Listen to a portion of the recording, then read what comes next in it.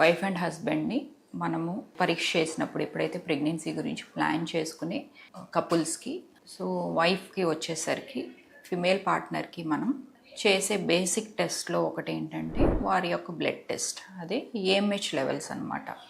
So ఒక 3D స్కాన్తో పాటు AMH test అనేది కూడా అడ్వైజ్ చేయడం జరుగుతుంది. సో ఏఎంహెచ్ టెస్ట్ అనేది ఒక చిన్న బ్లడ్ టెస్ట్.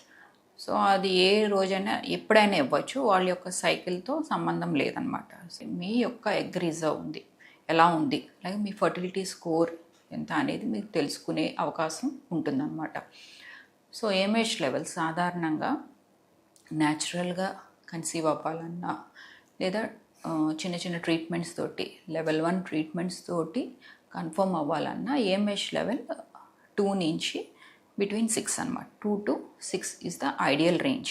బిలో 2 అనేసరికి లో ఏఎంహెచ్ అంటాం, అబౌవ్ 6 అంటే హై ఏఎంహెచ్.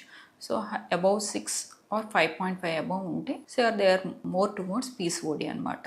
దాన్ని మనం సింపుల్ టర్మినాలజీలో చాలామంది మాకు బబుల్స్ ఉన్నాయి అని చెప్పి అంటూ ఉంటారు. సో దాన్ని మనం పీసీఓఎస్ అంటాం.